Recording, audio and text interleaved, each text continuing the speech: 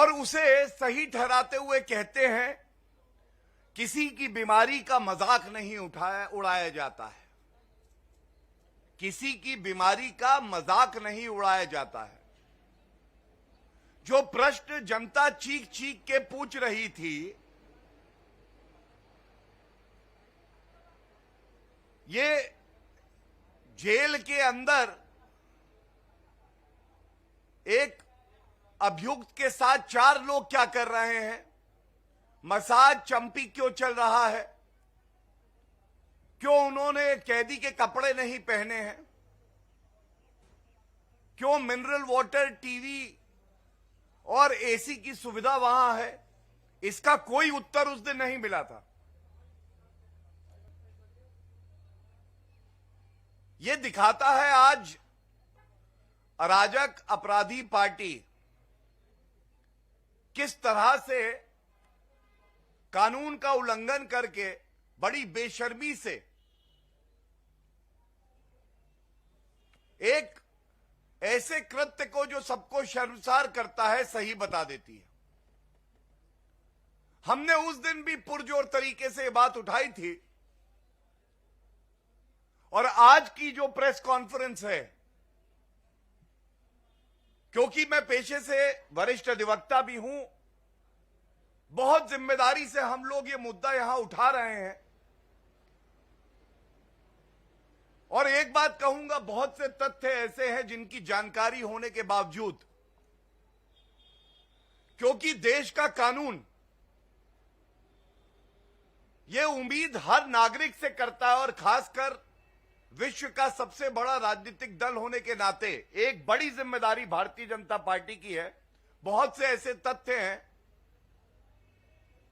जो कि हम आपके समक्ष नहीं रखेंगे, लेकिन ये दिखाने का प्रयास जरूर करेंगे कि किस तरह से अरविंद केजरीवाल को तुरंत बिना विलंब किए 2 कार्य करने चाहिए। पहला,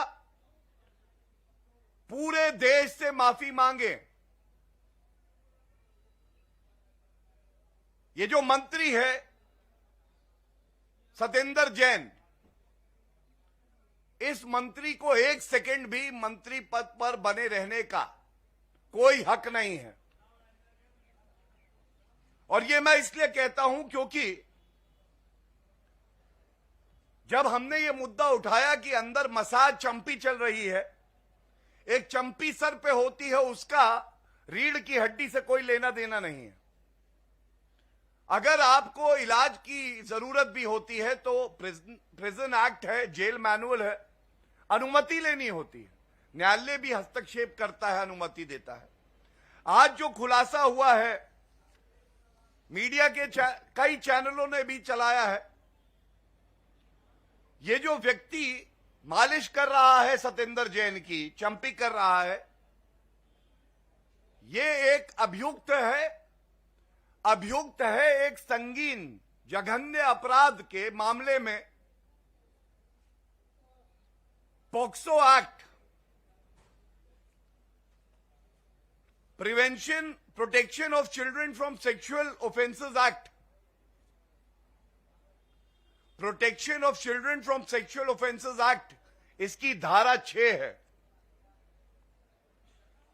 धारा 6 पॉक्सो एक्ट की 376 इंडियन पीनल कोड का, और तमाम और धाराएं हैं जिसका मुकदमा इस पे चल रहा है। और मैं आपके समक्ष धारा 6 रखना चाहता हूं। धारा 6 पॉक्सो की कहती है, punishment for aggravated penetrative sexual assault. Whoever commits aggravated penetrative sexual assault shall be punished with rigorous imprisonment for a term which shall not be less than 10 years, but which may extend to imprisonment for life, and shall also be liable to fine. Note करिए, POCSO act इसलिए बना था, ये एक विशेष कानून है, special act है। हमारे देश के बच्चों को कैसे सुरक्षित रखें उन दरिंदों से जो हमारे देश के बच्चों को भी टारगेट करते हैं, उन पे सेक्सुअल असॉल्ट करते हैं। और धारा इतनी गंभीर है कि इसकी सजा आजीवन कारावास है। 376 रेप। तो आज ये जरूर पूछा जाएगा कि ऐसा व्यक्ति जो कि अभियुक्त है इतने संगीन अपराध में, एक सिटिंग मंत्री को, सत्येंद्र जैन, जिनको कट्टर ईमानदार का सर्टिफिकेट अरविंद केजरीवाल देते हैं, ये अभियुक्त दूसरे अभियुक्त कट्टर बेईमान को मसाज कैसे दे रहा है? क्या ये नहीं दिखाता कि वीवीआईपी कल्चर तो एक बात है, किस तरह से एक मंत्री जिसको अरविंद केजरीवाल का संरक्षण प्राप्त है, कानून की अनदेखी करता है, उसे तार तार करता है और एक अभियुक्त को बुलाता है अपने सेल में। और वो अभियुक्त वो है जिसके ऊपर आप आरोप है कि एक बच्ची के साथ उसने दुराचार किया है, बलात्कार किया है। ये कैसे संभव हुआ? ये केवल तभी संभव है जब अरविंद केजरीवाल अपने भ्रष्ट मंत्री को खुली छूट देते हैं। मुझे इससे कोई फर्क नहीं पड़ता अरविंद केजरीवाल जी की सोच है कि वो बच्ची जो हमारी बच्ची है उसको इंसाफ मिले। उसके परिवार वालों का दर्द अरविंद केजरीवाल जी का दर्द नहीं है।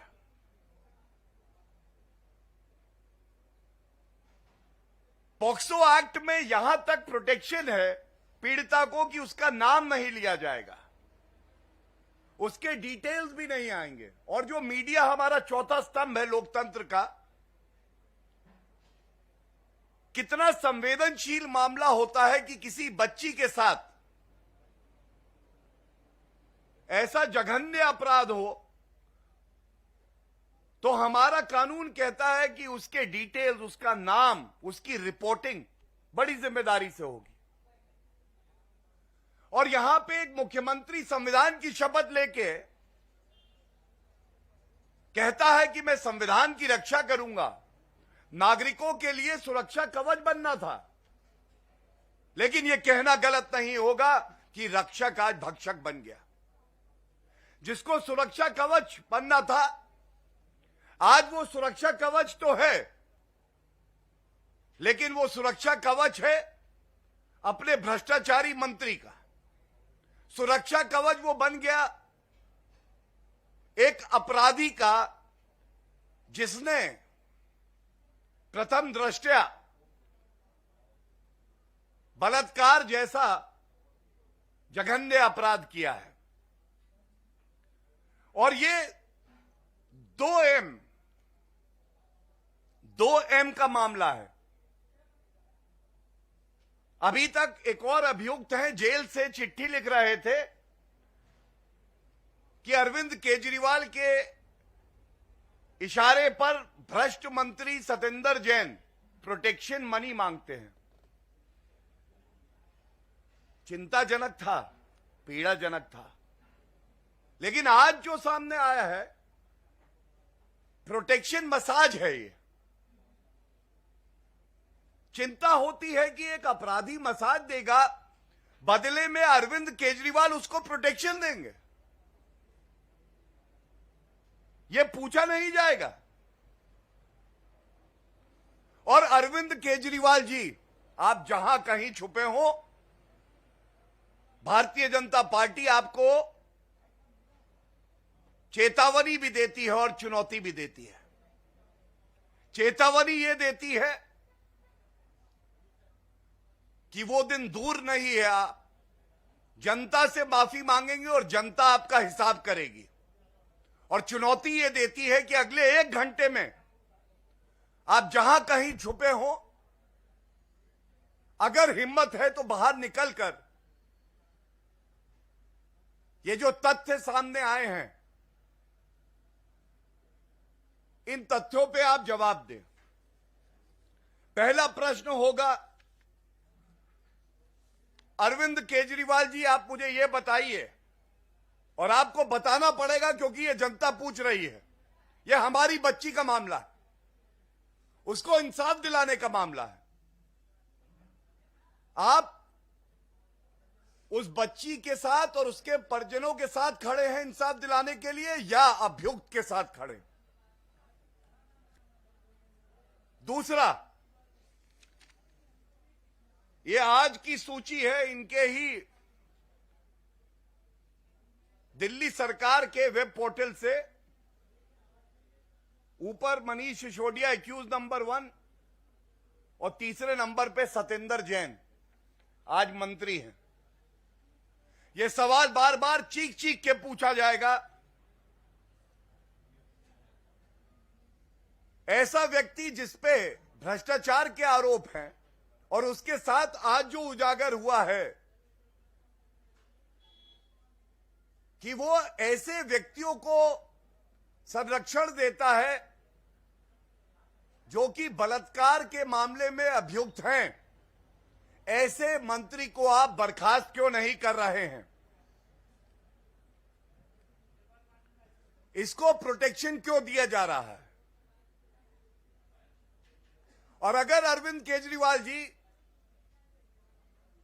ये जिम्मेदारी आपके कमजोर कंधों के लिए बहुत बड़ी है तो इस्तीफा दे दीजिए।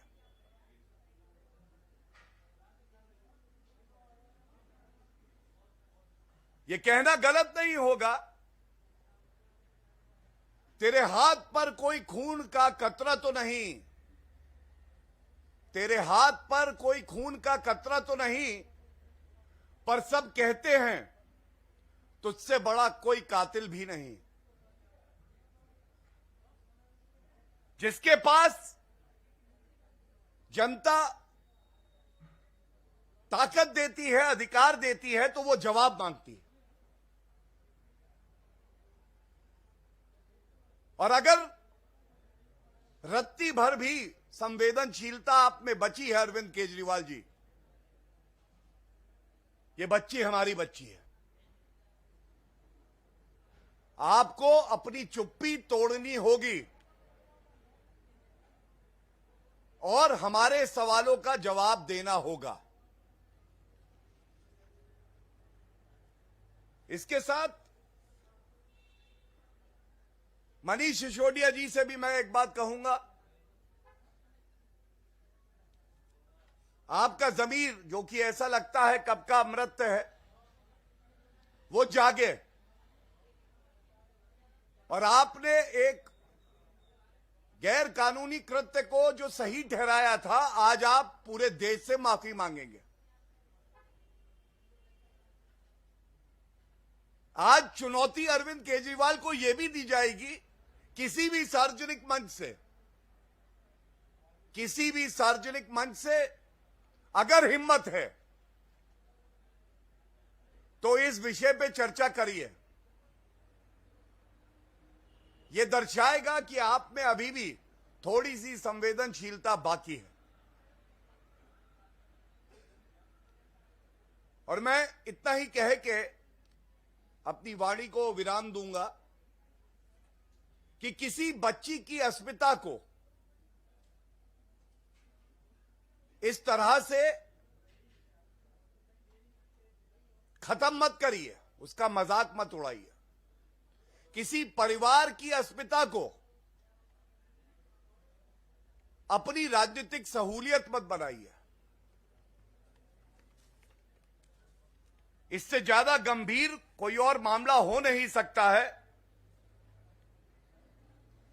और भ्रष्टाचार के जो मुद्दे हमने उजागर किए हैं वो तो किए ही हैं, लेकिन ये प्रेस वार्ता चिंताजनक है,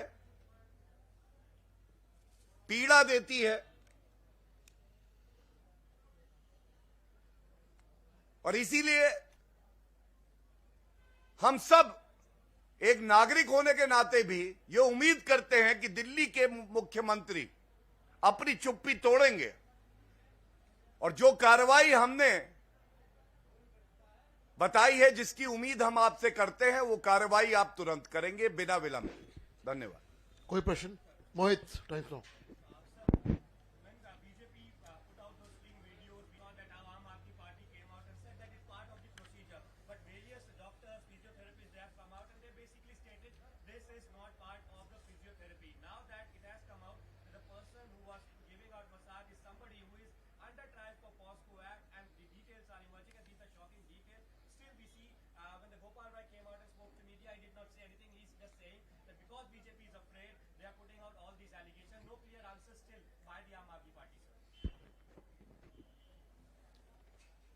देखिए, आपकी बात से शब्दशः सहमत होते हुए मैं एक बात जरूर कहूंगा। आज की प्रेस वार्ता राजनीतिक नहीं है। आज की प्रेस वार्ता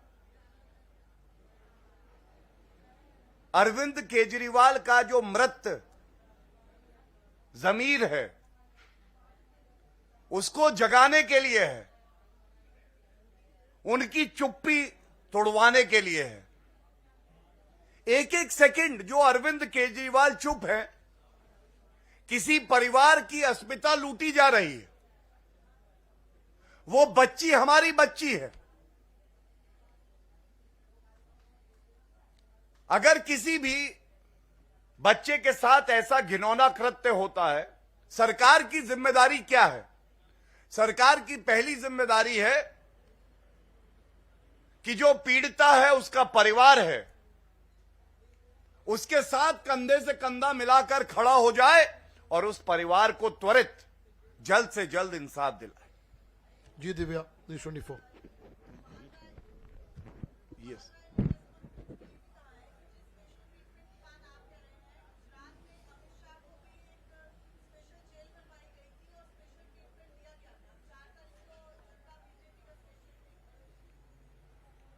देखिए, ऐसा है कि जनता पर जितना विश्वास हमारा है उतना